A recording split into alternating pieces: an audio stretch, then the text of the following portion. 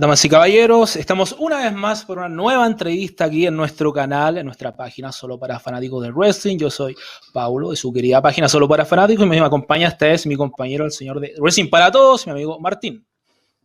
Hola Paulo, aquí estamos para una nueva entrevista en Wrestling para Todos y Solo para Fanáticos del Wrestling. Aquí estamos con el gran Mike Bennet, así que vamos con las preguntas. Dale más, Paulo. Así es. Tremendo, awesome guest this day, así que Mike, thanks for your time.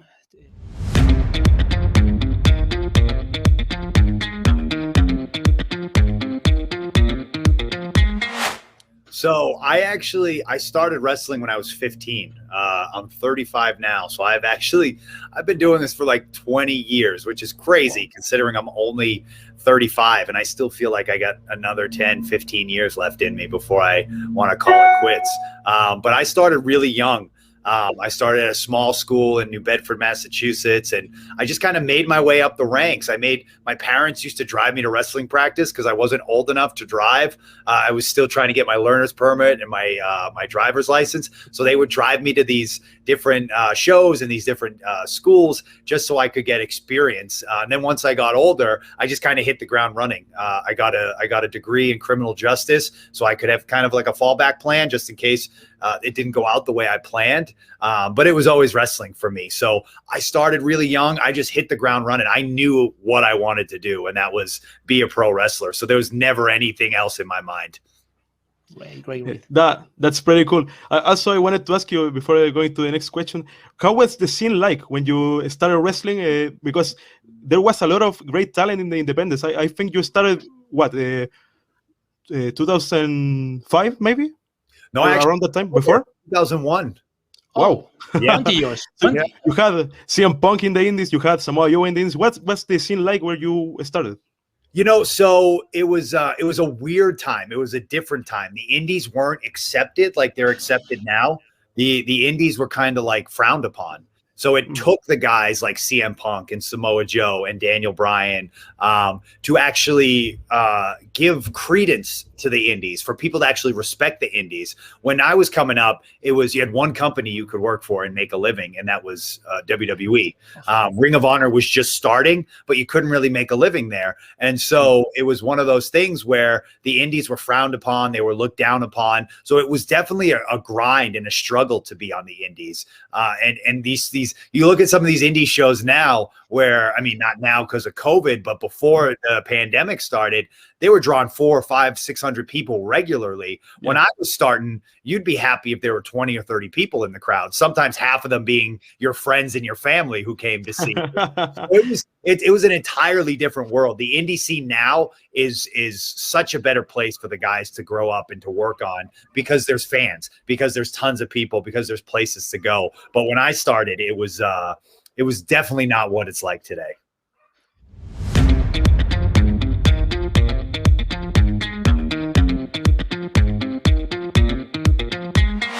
Since I've been back, one of the coolest thing that I've done since I've been back is just being around everybody that I didn't get to see before.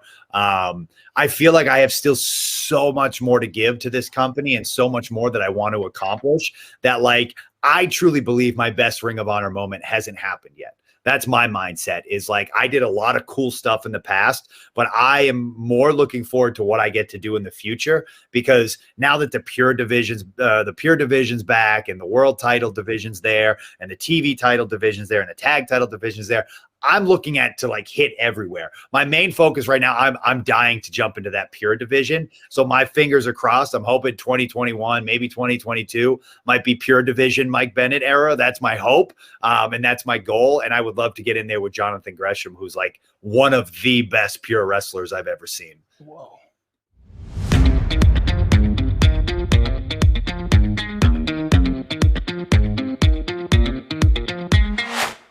You know, it's an interesting question, and one that I think about a lot, and one that me and Taven have talked about a lot. I always like to think of me and Taven as like the Avengers from the superheroes, where like we come together when we need to be together to kick ass, but then we go and we do our separate things. but we'll always be a team. We'll always be there. So if it's need be, if we need to go and we need to go take over the tag division, we'll go do that. And then we'll go and do our separate things and he'll go and whatever. I mean, the guy's a former world champion, so I'm not going to tell him that you can only be a tag team wrestler. And I know he knows that I have other goals besides just tag team wrestling. So he's not going to tell me just tag team wrestling, but it's one of those things where we're never going to split. We just might go and do our own things and then we'll always come back. So who knows? We might go after tag team gold. We might go do our own thing and then come back and chase tag team gold. It just depends on what we feel like doing at that moment. I understand. The next thing I wanted to ask you is that you had a very storyline with Cody Rhodes while you were working with for Impact Wrestling. I wanted to ask you, would you like to face Cody now that he's with AEW? Or Ring of Honor? Yeah, I would absolutely. He can come to Ring of Honor. I'll go to AEW. We can meet in the middle of a back alley in a ring. I don't care. I just want to wrestle him. I admire so much what he's been able to do since he left WWE, and I admire so much what he has, the change that he has brought to the professional wrestling world. I respect that. But I also go back to the fact that I was on his list. I was on his list when he left WWE. So there's still unfinished business there. Now that I'm out of WWE, I'm not going to make a list, but I want that rematch. And I think deep down he does too. About WWE. Referring to your career in WWE, how did the idea of going directly to the main roster come about? Do you think it hurt you not having previously gone through NXT?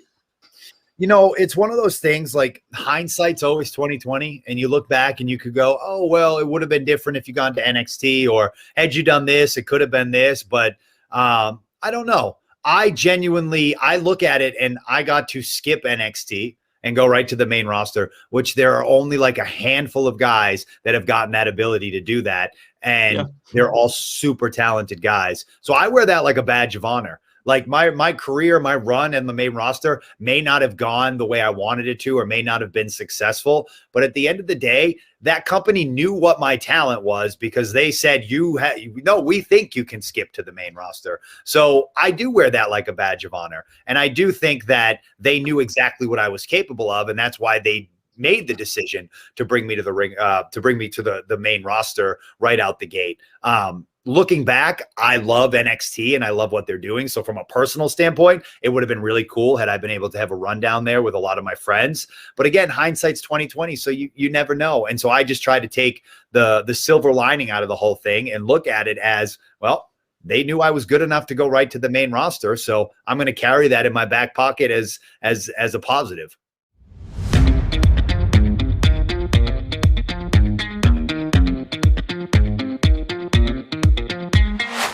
Oh, absolutely. And I would have gone there if they asked me to. They never asked me to. It was it was their idea to bring me to the main roster. So it's like, I didn't demand to go to the main roster. I just we just worked out the contract a different way. But for me, if they were like, hey, this is the deal and you're going to go to NXT, I would have gladly gone down there with Tommaso, with Johnny Gargano, with Cole, with Kyle, with Bobby, with Roderick. Like all my friends were down there, so I 100% would have gone down there. It just so happened that they wanted me to go to the main roster, but there's so much talent down there that I would love to wrestle those guys. Yeah. And something else before I wanted to ask you something. Do you think that your relationship with Maria helped about you going to the main roster directly? Do you think that had something to do with it? Oh, absolutely. Of course. I mean, she's been there already. She was already there. She was a staple in that company for like 5 years. I think at one point she was one of the most popular divas in the whole entire company. She did WrestleMania. She did Playboy. It was super popular. So I'd be foolish if I was like, no, it was just me. I'm the only reason we went there. No, of course, it was the package deal, and they wanted the package deal, and that came with me and Maria. But I go back to the fact that if I was trash and couldn't wrestle, they would be like, well, Maria, you come up. Your husband's got to go and need some work.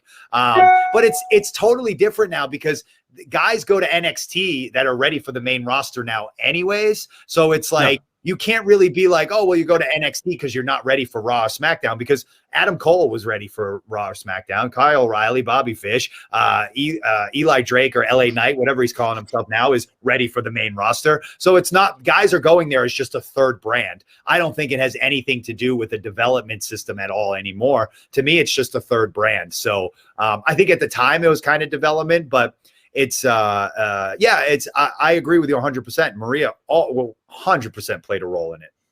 Of course. Yeah. I wanted to ask you now, while you were working for WWE, just like your coworkers, you were subject to the company's wellness policy. Do you think it is effective, and do you think the medical staff does a good job with it? Oh yeah, it's 100% effective. They make sure. I mean, I got drug tested so many times, and then eventually, when I came out that I had a drug addiction, I got tested even more.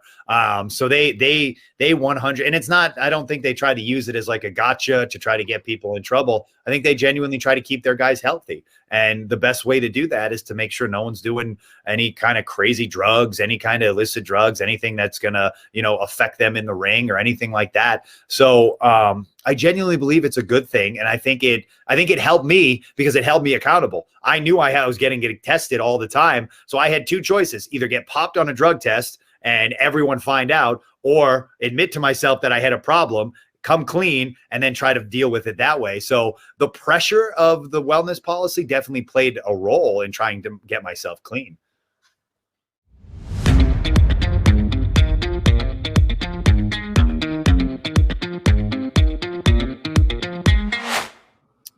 It's one of those things where it's kind of like, it's a double-edged sword, because on one hand, it's a business and you always got to do what's best for business. But on the other hand, a lot of these firings don't need to happen, and they shouldn't happen. And I think a lot of it has to do with greed. But again, it's a business. So whose business is it? It's Vince's business. So you have to take it and look at it as, well, it's his decision. It's his call. Even if we don't like it, what are you going to do about it? You just have to go out and kill it yourself. I don't like it. I don't like seeing my friends get fired. I don't like seeing guys and girls that have families and kids to take care of losing their job. And it hurts me, and it bothers me, and it makes me angry. But again, like I said, at the end of the day, what are you going to do about it? It's like CEOs fire people every single day, and it sucks, and they get mad about it, and they bitch and complain about it just like I do. And unfortunately, corporate greed always takes over. Yeah, I agree. It's a very complicated subject. And I wanted to ask you, before going to the next question, do you think that maybe they keep wrestlers like you or like Andrade, who also requested his release, and they don't grant you your release when you wanted, but when they wanted? Do you think that is because they don't want you to have a place to land after you get fired? Maybe you could have gone to AEW or another company if you got released sooner. Do you think that is a reason why they do it?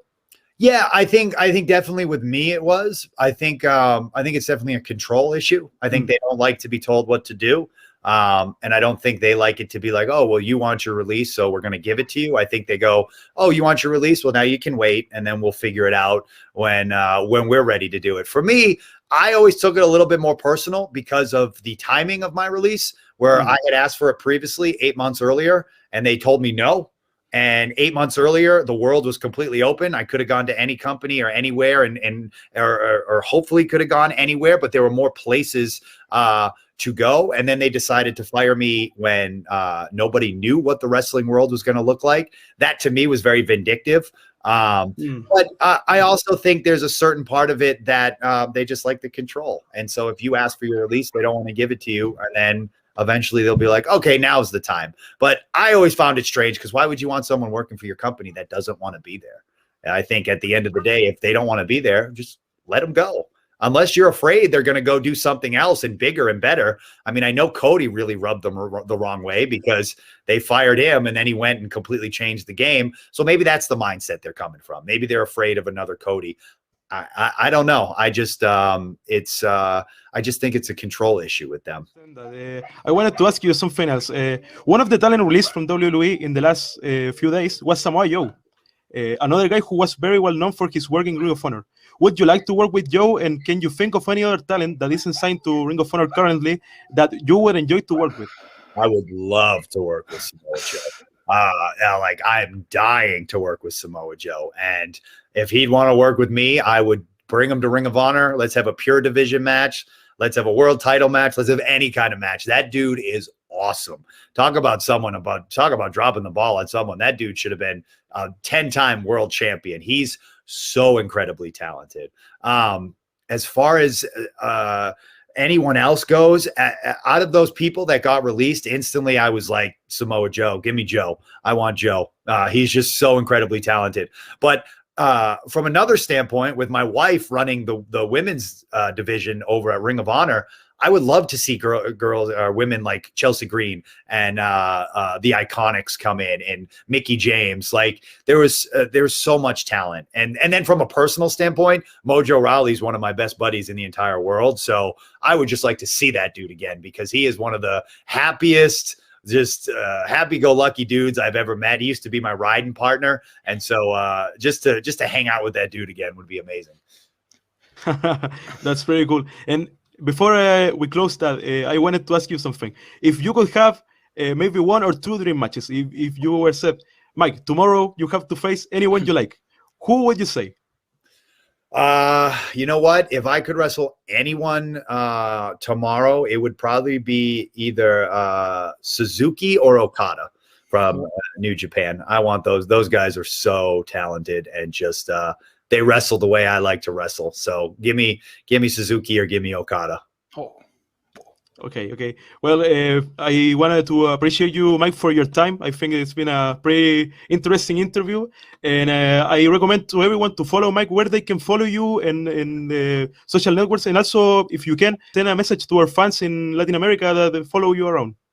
Yeah, so please follow me on Twitter at Real Mike Bennet. Follow me on Instagram at The Real Michael Bennet.